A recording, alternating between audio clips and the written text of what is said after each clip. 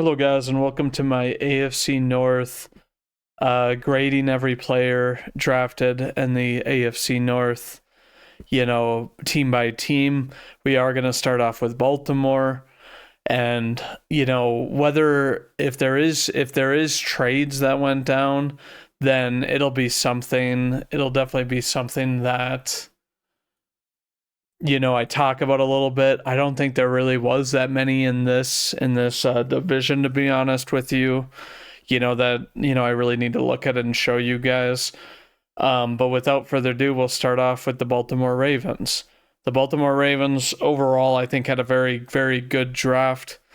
I really, really like, who they drafted, where they drafted them, and, how they let, players come to them and not getting rid of any of their picks, because they were already a very talented team and they should stick to their guns and their research. And they did just that. Their first overall pick in the first round, Malachi Starks, fell to them.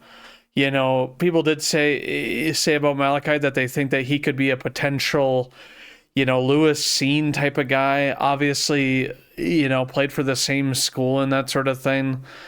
But, he had 6 interceptions, and a good amount of passes defensed in 3 years and that sort of thing. So, and the fact that he's compared to Brian Branch, I think is, just saying that how good of a player this guy could be. Brian Branch was a menace, back in the day. But overall, I really like this, pairing him up with Kyle Hamilton on Baltimore. I'm going to give this an A grade, because, they let this guy fall to them. Then second round, they don't fail to disappoint again. They draft a guy who supposedly had ties and connections to a lot of teams in round 1. He still makes it past quite a lot of teams in round 2, where, it was somewhat shocking to me. I'm like, I get maybe passing on him in round 1 because you're afraid of him being a potential bust. But then you look at, the Ravens, and they grab him because they have a need at edge. Not a huge need, but I mean, they don't have a crazy good pass rush. It's good enough. But, I'm also giving this an A grade for drafting Mike Green late in the second round. And then we get to the third round, we get Emory Jones Jr. Emory Jones, who, has, maybe needs to bulk up a little bit for being a 6'5" guy type of thing. But he did start at right tackle quite a bit, and, that sort of thing. And it has a high motor. So, and you can never have enough depth on your O-line. There's just, you always need to be adding players, to bolster this. It's obviously not like a need like it's set up here, but you do have guys like Ronnie Stanley, who last year he was, injury free, and is one of the better veteran tackles in the league when healthy. So it's like, it's never a bad thing to have a guy like this be brought in, learn from him, and potentially not have to start right away. I am giving this a B+, just because I think it's a premium position with a guy who, shows high effort, and that sort of thing. And this definitely wasn't like, a huge reach, in my opinion. But moving on, we have Teddy Buchanan, linebacker out of California. Now, linebacker is obviously an interesting thing with this team because they obviously have Roquan Smith as the middle linebacker, your do-it-all linebacker. And Teddy Buchanan is clearly a guy that's 6'2", 233. And, this seems to be a little bit of a reach to me. So he did finish third in the ACC with tackles, obviously minor competition and that sort of thing, and he obviously shoots, that sort of thing. But, he looks like he can play coverage very, very well. And if Roquan can play the run, kind of solely as that sort of thing, and, or even blitz and that sort of thing, that's going to help this Ravens defense with a guy who can be a coverage guy in a team that has very, very strong coverage already. I'm going to give this a B- just because I think it was a little bit of a reach and it wasn't exactly, a position of need for this team at this point. Carson Vincent, another tackle, a guy who's, even taller than the last guy they drafted, but 1 pound less, who played for Alabama. So overall, you go to get to the 5th round, and you're in that kind of, that range, of like 150, and that sort of thing. I think this is another reach. It's kind of bizarre, but clearly this is maybe the Ravens just kind of know that it's like an injury is coming to Ronnie Stanley, like I said. So it's like I've said, you can never go wrong if you have to bolster your depth or you are unsure of your backup guys to create competition there. I am going to give this one a C+, just because it's a little bit of a reach and you haven't addressed needs yet later into the draft, even though you have a good number of picks left. Kind of one of the ones that's a little bit of a head scratcher, but, then we go to cornerback and we have Bill Hall-Cohn out of Western Michigan, cornerback. So this was obviously a position of need. I think that, you look at kind of the injury prone nature of, Marlon Humphrey a little bit, and then some of the inexperience they have, around the Baltimore Ravens. And I did say that they have a strong secondary, but I think it's really kind of solidified and held together by Humphrey and then Hamilton, are really holding this thing together. And the fact that they have Roquan, who covers the middle of the field so well. So, grabbing a cornerback like Cohn right here, a good pick, a guy who's taller. I do think that they like these kind of guys who are a little bit lengthier for their team on the Ravens, just to be able to disrupt balls and that sort of thing. And this guy's overall rank kind of fits where he's grabbed right here. So, he runs well enough and that sort of thing. And needs some tackle help, but Harbaugh is going to get this guy's tackling right, and he's going to be able to learn from a defense that makes sound tackles more often than not. I'm going to give this one a B just because it seems like, they waited a little bit too long, with this, to address the corner position, and I think that Cohn, looks like he still is a little rough around the edges for what the Baltimore Ravens want, to be honest with you. Then we go and we get place kicker cut Tyler Loop. Obviously, the Ravens, they're an old school team, and I guess maybe the writing was already on the wall, but they released Justin Tuck, and it's kind of sad to me. I feel like, he was kind of the model Raven, and it's like if most of these allegations are kind of proven true and that sort of thing, it's just kind of a fall from grace for Tucker, and that sort of thing. So it's like they draft this guy as his replacement, was the 3rd best place kicker, I guess, type of thing. Strange. He had the highest in Arizona history, I guess. So he can also punt. Not like you need a guy to do both in the NFL, but it's very interesting. Could they bring back Tucker? I think that they could. They could definitely get rid of Loop or type of thing. But I'm gonna give this grade. I'm gonna give it with knowing what we know now, which is kind of unfair for like the pick at the time, I guess, type of thing. I am going to give this a B+ because you need a kicker, and this guy was pretty effective. But otherwise, Loop looked like he was pretty accurate. Obviously not up to a crazy standard like Tucker, but that's kind of impossible to determine, type of thing. And, moving on. We have LaJohntay Wester, wide receiver out of Colorado. This guy was, one of the slightest in the draft. Not the lightest, as that player went to the Buccaneers, but LaJohntay Wester, 163 pounds, 5'10". Obviously, really, really fast type of thing. Maybe he's going to be a field stretcher or something like that. I just think that overall the Ravens could have added someone I feel like that's a bit taller. I guess they did add, DeAndre Hopkins, who still looks like he has something in the tank. After he went to Kansas City last year, he did kind of disappear in the playoffs. But, I think that Kansas City's offense has been really shaky because of their O-line. So it's like, who knows? D-Hop might still have quite a bit, and obviously the Ravens have a really good O-line. So LeJonte Wester coming in to, bolster this team. Crazy that they get someone that's, is smaller than Zay Flowers, who's already a small wide receiver. Obviously not height-wise, but this guy is obviously a speedster, and I like that. I think that, anytime, you can have a guy that's downfield and Lamar Jackson can extend plays, it can be dangerous, type of thing. I'm going to give this a B+, and we'll see how they use Wester. Aeneas Peebles, D tackle out of Virginia Tech.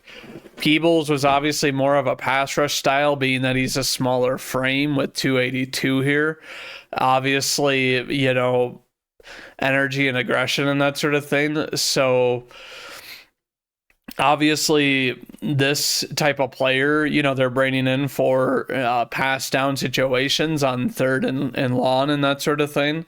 And obviously, he's very, very, very strong though, and looks like to be a guy that could maybe develop into something. Maybe they'll have him put on a little bit more weight though too, just because then he can become more versatile and an every down player, but not a waste of a pick, late in the 6th round. I'm going to give this A- because I think it will help to be able to throw a guy out there that's more of a pass rush guy in later long situation, downs as a pass rusher. Robert Longerbeam, one of my, favorite names. And I also like Longerbeam as, as a corner, he had, a very good 40-yard dash and that sort of thing at 4.39.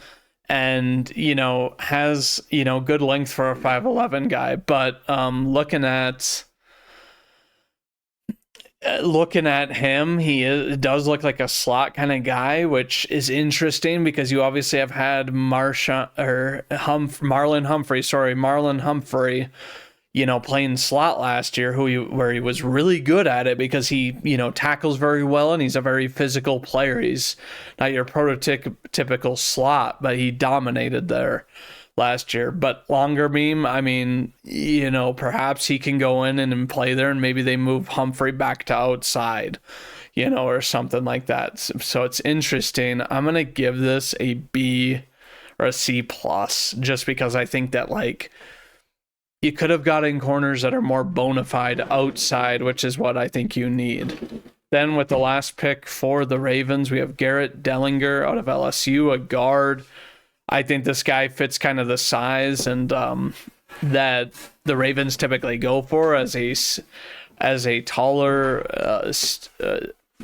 powerful guy, and combo blocking and that sort of thing, which they showed that, Derrick Henry still can run outside and has the speed to do so with these lead blocks. And it's like, you don't get someone, to get to force contact on Henry right away. And he's probably the hardest to bring down in the league, if we're being honest, with his size and the speed he still displayed last year.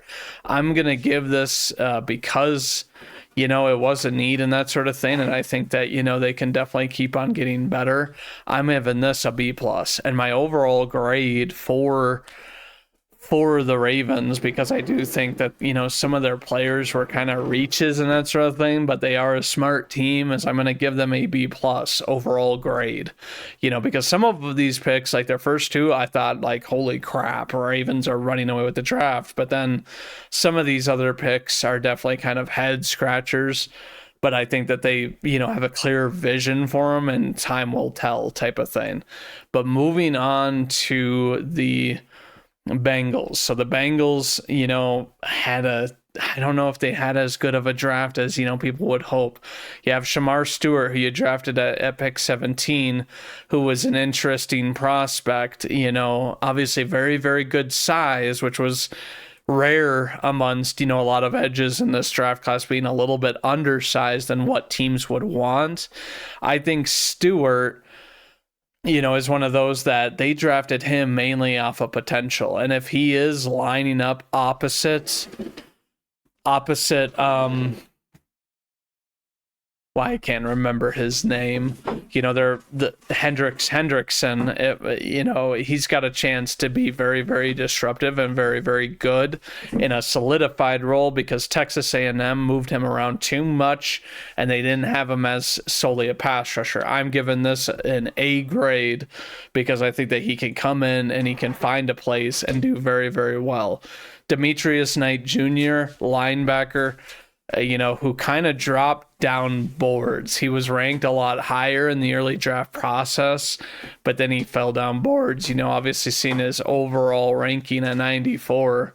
I think that some predicted that he would be a first round talent, early in the process, but obviously, that sort of thing. I do think that, you need a good linebacker, and obviously the Bengals just suffered on defense quite a bit. I don't think that linebacker was like their biggest need, but clearly they were high on Knight for whatever reason and that sort of thing. And you don't address cornerback.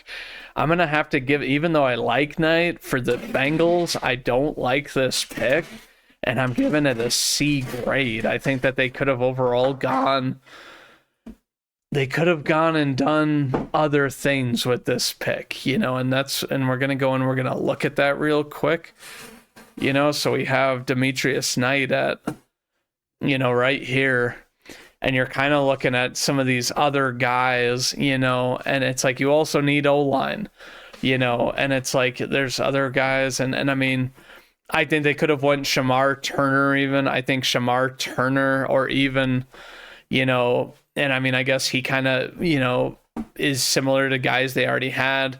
Norman Lott, possibly. You could have went Trey Amos. I was surprised Trey Amos fell this far, to be honest with you, with how good he was, and it's like, even on your O-line, you could have went Ratledge. You could have went, even Belton that went to my Packers and that sort of thing. And it's just kind of one of those interesting things to me that it's like, I mean, is there anyone that I would look at in the second round? Darius Alexander would have been someone that I would have been okay with them going, type of thing, and that sort of thing. But it's, it's interesting, I don't see what the Bengals' vision is with that, Oh, sorry, we went to the wrong one. So it's like, oh, goodness. So Demetrius Knight, you get a C. Who knows? Maybe it'll be a sneaky good pick for whatever reason. Then you do go Dylan Fairchild in the third round. I'm okay with this. They need guard. They need linemen and that sort of thing. This guy has good size and that sort of thing. They definitely need, more power running and the ability to run, because Burrow was having to pass so much and do miracle work last year. That sort of thing.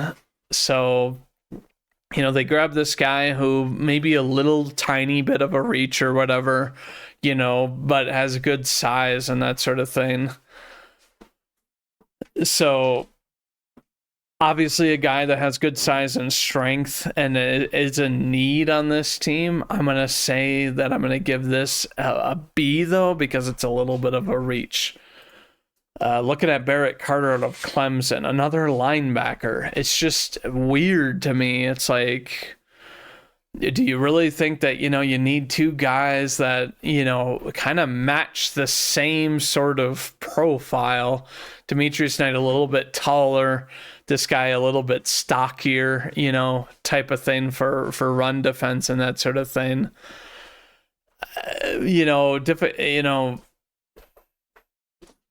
And that sort of thing, obviously quick, but that sort of thing. He had 12 and a half sacks, so who knows? Maybe they're going to use him. Maybe they're going to blitz a lot this year, but that just doesn't bode well to me when you don't have the cornerbacks to really cover, type of thing. I'm going to give Barrett Carter, I'm going to give this a C+, just because it's odd. And then Jalen Rivers, another guard, and out of Miami, a guy who's taller, big frame, type of thing.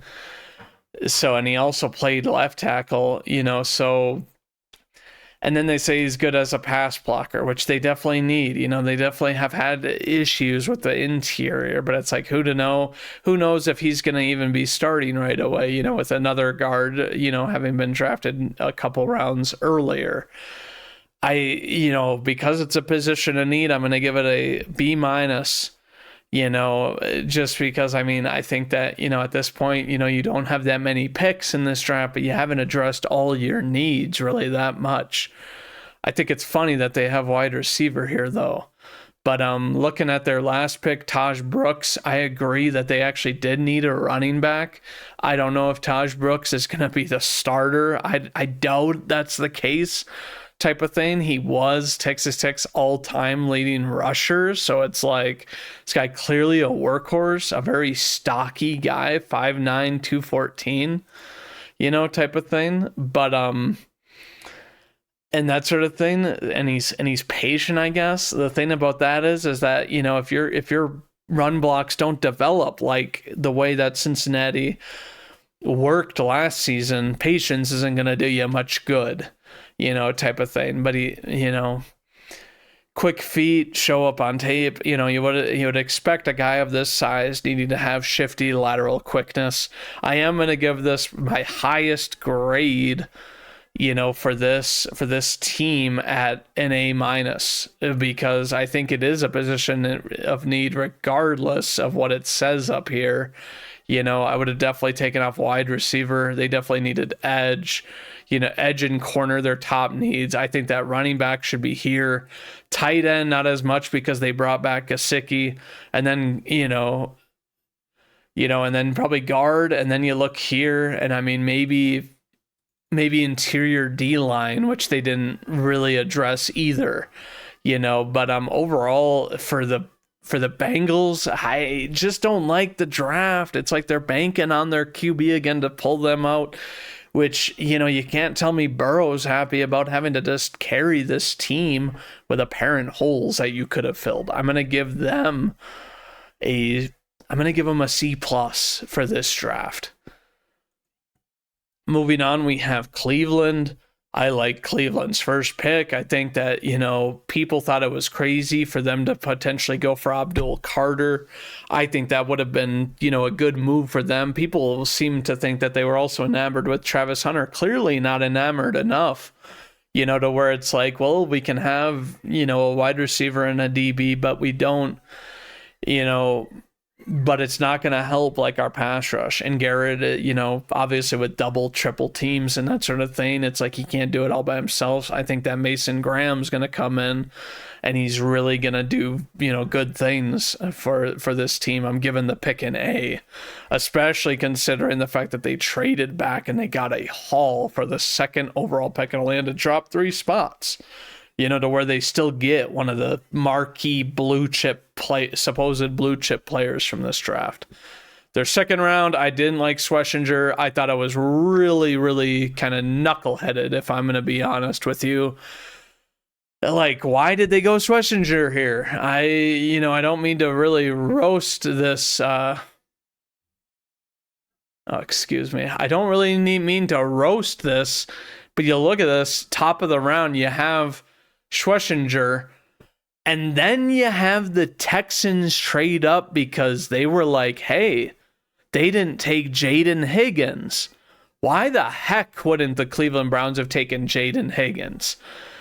Even, and then you look at what this team needs. It's just, it's kind of one of those things that it's like, you need a QB that I wouldn't have taken there either. You needed a tackle that you just didn't draft. Wide receiver, obviously, that's what I said. You did go D tackle, Linebacker, is this the linebacker that's gonna like do it for you? I mean, not that Schwesinger's a bad player, but you overreached for him by quite a bit. And you look at all these kind of players, below here type of thing that you had. You had Higgins, you had Luther Burden, you had, you could have even addressed edge a little bit. I would have even been okay with them going as Zaraku, revamping that D line, having Graham, then Ezraku, and Garrett, it sounds nasty type of thing. You have, let's see here. What are the tackles that even went in this round? I know a lot of them went early. Ursary could have went. You could have went there. Trapello maybe early. But it's like you look at a lot of the players here, and it's just kind of like, what are you doing? What is going on? Even Trey Harris, I feel like would have been a better pick than Schlesinger would have been at this point, type of thing. But it's like, it's baffling to me why the Browns went Schlesinger. Cool name, not a great pick right here because of who was available. I'm gonna give Schlesinger, even though they apparently need linebacker, even though I don't think that's as big of a case as this makes it want it out to be. I gotta say that this pick is like a D plus. And there's like 3 or 4 players you could have went that would have been probably better than this. And I'm sure Browns fans are like, what in the world? Then we go on to the 3rd round. You get Quinshon Judkins, who I like, is a workhorse back. The running back class was very good this year. Joe Mixon, as we know, has, he's been a very reliable and somewhat underrated back in the league for a while. And, has always proven to be kind of that type of player that's like a good leader and that sort of thing. And, I feel like these running backs coming out of Iowa State, they usually click, and that type of thing, into NFL caliber type of thing. So, and it's like even quick, for a guy that's 6'2", 221, 1.51 is shifty as heck. I really do like this pick because even though they said they don't need a running back here, they need a running back. They didn't bring back, Chubb, who it's like, he's coming off a serious injury, and then when he was back, he wasn't as good, but your O-line was really garbage. So it's like, what running back's going to do well behind there?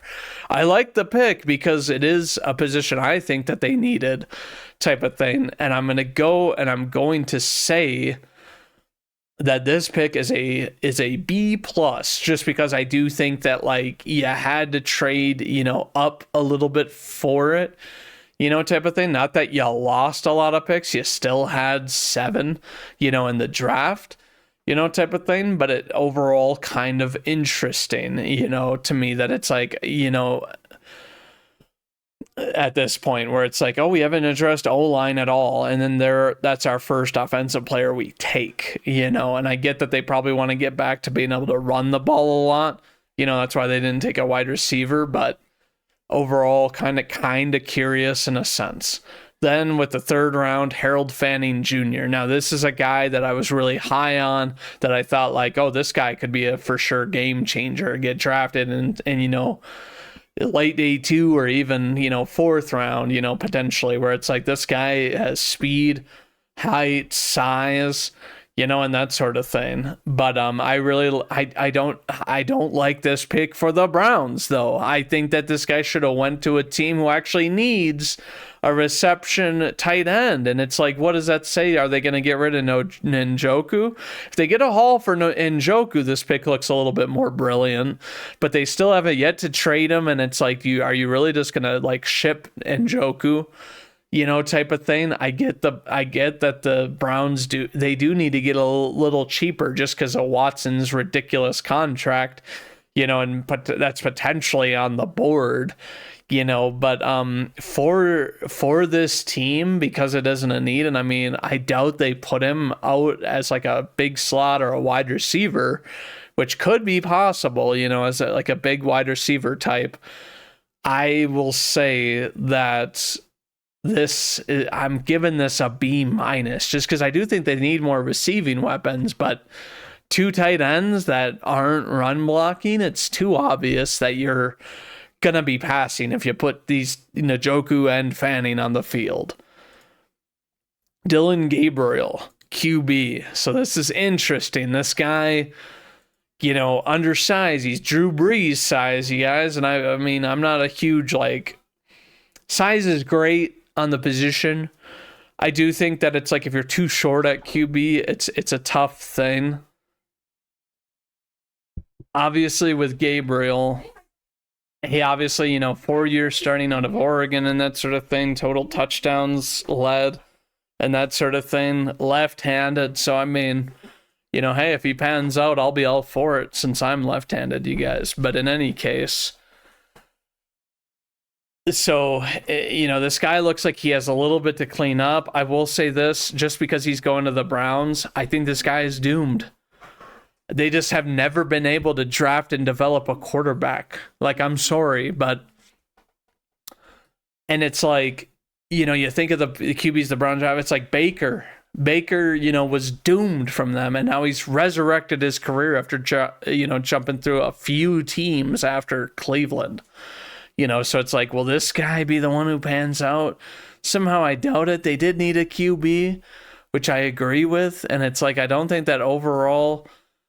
I don't think that they reached too bad, I guess, type of thing. And obviously them drafting another QB in, 2 more rounds, it begs the question, what in the world are the Browns thinking? I'm going to give this a C+, just because it's I mean, if you were you could have went a wide receiver here in the 3rd round. It's let's even look here, at the end of the 3rd, I don't think there's anybody. Let's see. So it's is there any wide receivers that were taken there? Oh, there was Ty Felton. You could have went Ty Felton, who honestly, to me, you could have been grabbed by this team or something like that. And it's let's look at, even round 4. I'm pretty sure there was, DK right here. Let's look at some... Dante Thorne Jr. might have been worth going for, as a speedster type of thing to take over the top. Jalen Lane, don't know enough about him. Jalen Royals, here's a guy who could have went. Aya Manor is one of those that it's went way the heck down here, but he's a guy that looked like he would have been able to possibly produce right away. But it's curious that it's you don't actually go for, it's a strange, type of thing. But I'm looking at Dylan Sampson, another running back right here, a guy who's clearly, smaller in size and that sort of thing. And he led the SEC. What are you doing at running back? Grabbing a couple running backs is not going to change a whole lot to you. And the fact that they doubled down on this and they didn't address other positions of need, I'm giving this a D+. Nothing against Dylan Sampson, but I think that this is a it's a strange pick, even though I guess his overall ranking is a lot higher than this. So it's interesting. And then we get to Shedeur. Now, my personal impression of Shedeur is that he is an accurate QB that can play. Now, he seemed to have a lot of these, wide receivers that were able to be speedsters and get loose and be good at kind of catch and go type of thing, because Shedeur doesn't have the strongest arm, but he is an accurate quarterback. And I think that, his accuracy is what will win him the job here, and the fact that there's no other situation for the team to go by unless Dylan Gabriel pops off and proves that he's actually way better, which could happen. It's Cleveland, who the heck knows? Everyone says Flacco, but Flacco isn't how many of a year solution is that? And it's are you going to sit Shedeur and Gabriel? And it's barring, to me, that they're just clearly not ready, you're not going to play Flacco over them, to be honest with you, because, unless you just don't think you have anything of an offense, and it's like, what were you doing in the off season? You should get so my grade for Shedeur Sanders, because they were my own personal take on him is that, like, teams didn't want to be handcuffed to him. They didn't want to be handcuffed to him, and the fact that he fell to the 5th round, and then the Browns were like, we'll do it because we're not handcuffed to this guy. A 5th round pick. They were actually intelligent this way, but it's like, where's your brain power the rest of your picks, to be honest? It just seems kind of knuckleheaded, unless they think that they're backup tackles, because they let Jedrick Wills go in free agency. So unless they choose to bring him back or something, but it's like they, unless they think that the backups that they had that they didn't play last year are going to somehow come in and start, I just have a lot of skepticism on, what the Browns are going to be able to do offensively. When your leading wide receiver was a guy you pulled in off of the Broncos, type of thing. And it's like, is Jerry Jeudy going to be able to keep that up, who's had injuries in the past? So with Shedeur Sanders, I am actually giving this pick an A-, because I think that a lot of the criticism revolving him was kind of more to do with his dad than him, even though he said some things and they didn't go well. I think he does need some mentally growing up to do, where he is his own man rather than his dad representing him on every single front. But I think that the love for the game and the talent is there, potentially. So this could end up being, a crazy steal, if it pans out. That's why I'm giving the grade this way. And, overall, though, for the Browns, I don't like this pick. I think that there is cause to be excited over a couple of these guys. Obviously outside of Mason Graham, I think that that's an automatic excite, because you pulled a haul for the 2nd overall pick. I think that you are excited for Judkins, possibly Fanning, and then Shedeur, but you're very cautiously optimistic. So it's like a C+, because there's not that much and you didn't address too many needs. Moving on to the final team, we are going to talk about Pittsburgh. So Pittsburgh, you guys, they get Derek Harmon at 21. I think that overall Derek Harmon kind of fell down. I think some guys with other upside rose above him. I think that this was a good pick. Now, it doesn't say it's a need for this team, and I know that some people wanted them to grab Shedeur, because a guy like Tomlin isn't going to deal with even it primes crap, type of thing. But it's like, it's interesting with this division, because now you've got the Steelers in no man's land for QB, kind of, but Harmon, a very solid player. You know what you're going to kind of get out of him. And, all you need is like solid playmakers on that defense, to be able to like hold their ground and play, solid football, because that's what they lost at the end of last year. But whether it be locker room problems or who knows what, the defense wasn't looking the same, and they were getting carved to oblivion last year. So thinking about Derek Harmon, he fits the mold for what a Steeler is as far as I'm concerned, and he'll be a solid pick. I'm giving this an A-, only because, I think that they with the departure of Pickens, I think that they could have possibly went wide receiver. I think that they also, I think that they also could have went corner possibly here, or they could have traded down as a thing, whether or not they had trade partners type of thing and gotten a corner and more picks, because clearly this is a team that didn't have a second rounder. and could have gotten one. But I think this is a very solid pick. I think that there's not much to knock on it. It's me being a little bit petty and judgmental. Now we move on to the third round. Caleb Johnson. I absolutely love this pick for the Steelers. Caleb Johnson, I was high on. I honestly thought he could have went to a place where it's like they have a tandem of backs and he could have come in and been the power runner. I was another one of those places that I feel like, they just put out guys that are NFL ready, and it's like Caleb Johnson falling to, almost the bottom third of the third round, great pickup. They needed a running back, and I think they got their guy.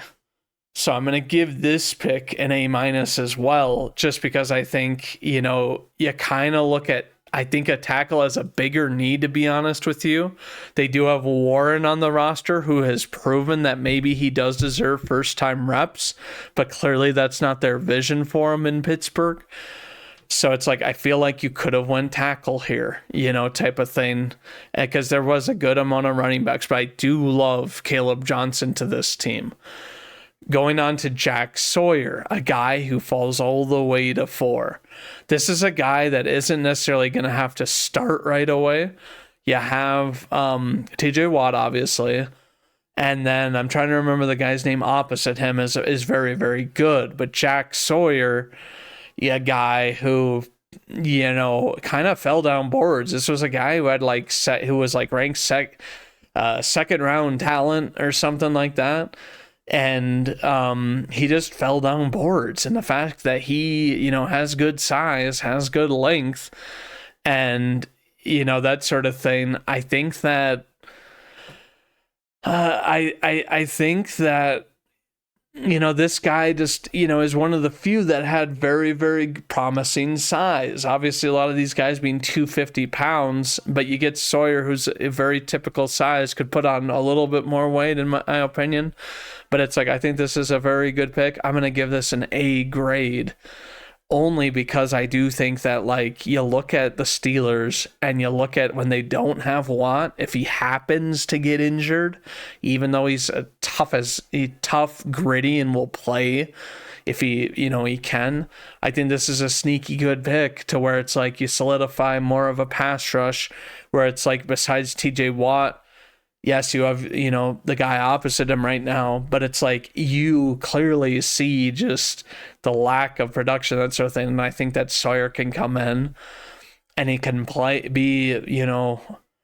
he can be an instrumental sort of pass rusher early on, type of thing. But I'm going to give this a B+.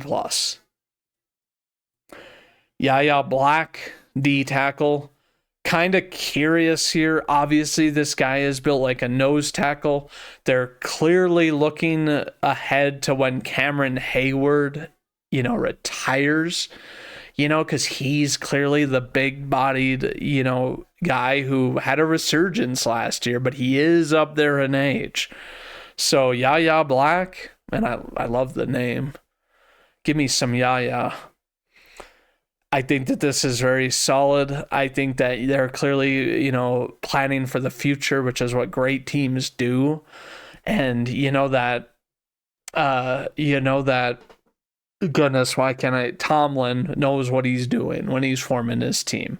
And I think that they realize that the best way to address their lack of kind of cornerback, play is to bolster that D line. And I think that that's a big play move.